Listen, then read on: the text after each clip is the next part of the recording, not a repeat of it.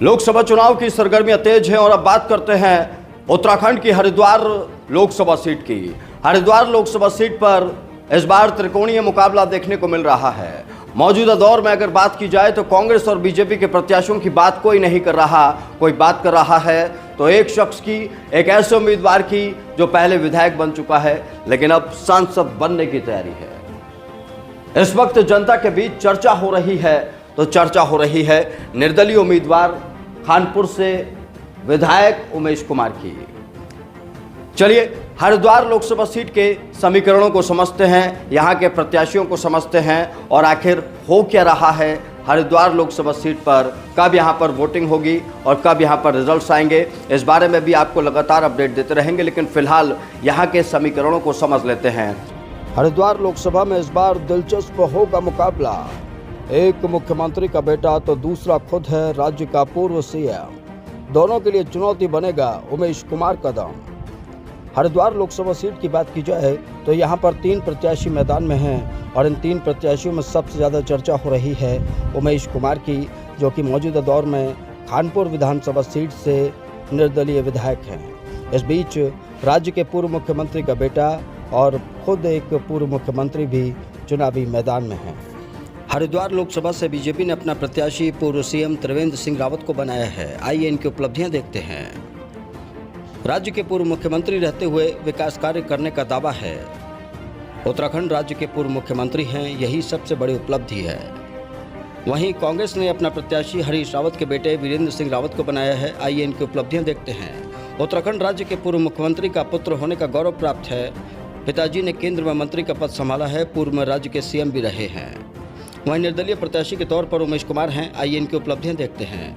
BJP के बड़े नेता को हराकर खानपुर विधानसभा से विधायक बने, अपने आवास को ही अपना कार्यालय बना लिया, जनता की समस्याओं के लिए जनता गैराज खोल दिया। जनता इनसे आसानी से मिल सकती है, ये जनता के लिए आसानी से उपलब्ध हैं। जो कार्य बड़े बड़े नेता नहीं कर पाए वो इन्होंने कर दिखाए।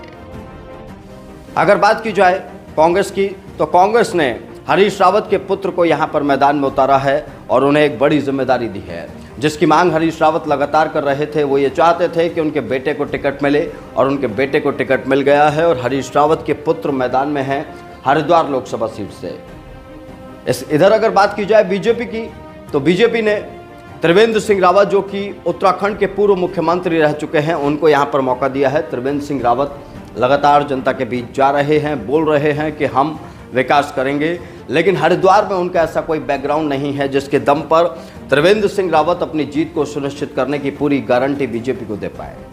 लेकिन एक गारंटी यहां पर है, उमेश कुमार ये निर्दलीय उम्मीदवार हैं।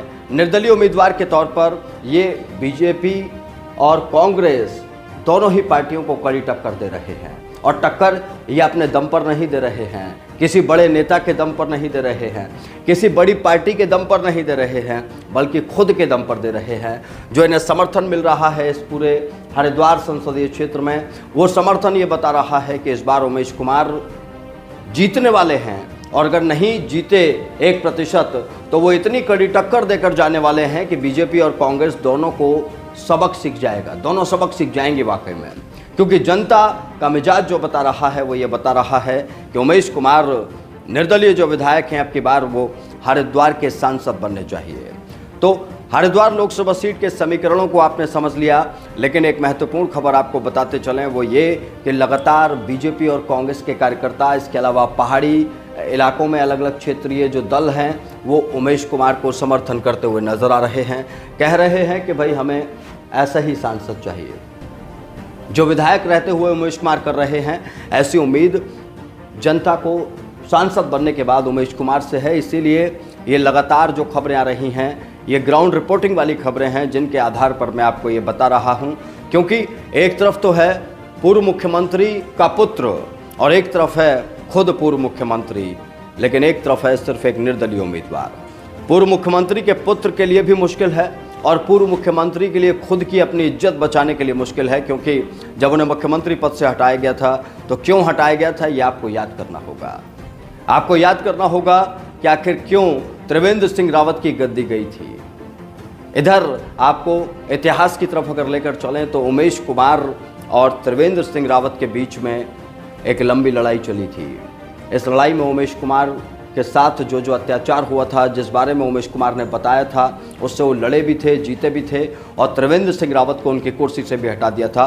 तो दिलचस्प खेल यहाँ पर उमेश कुमार के लिए है, क्योंकि उनके सामने वो दोनों प्रतिद्वंदी हैं। एक तो वो जिसका स्टिंग ऑपरेशन करके उन्होंने सरकार हिला दी थी, यानी कि हरीश रावत, और दूसरा त्रिवेंद्र सिंह रावत, जिनको उन्होंने गद्दी से ही हिला दिया था। तो हरिद्वार लोकसभा सीट पर आप क्या सोचते हैं, आपका मिजाज क्या है, आप हमें कमेंट बॉक्स में बता सकते हैं। बाकी हमारी टीम अब जल्दी हरिद्वार लोकसभा में ग्राउंड पर भी पहुंचने वाली है और ग्राउंड में आप लोगों के बीच आने वाली है। आप लोगों से हम जानेंगे कि आखिर आपका सांसद कौन होने जा रहा है।